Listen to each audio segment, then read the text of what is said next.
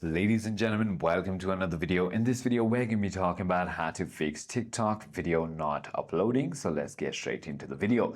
The first thing you want to do is simply go ahead and tap on your TikTok application and go to your profile, and then tap on the top right triple lines icon and tap on settings and privacy. Scroll all the way down and go to free up space and click on clear cache.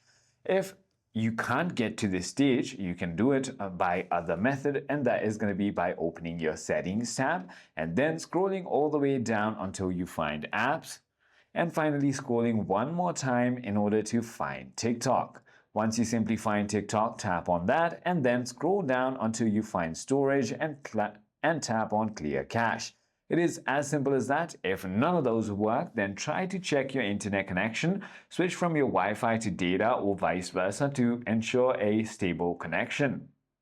Also, if none of those work, simply try to restart and reinstall your application. I hope this video clarified everything for you. If you have further more queries, feel free to comment down below and I'll see you on the next one.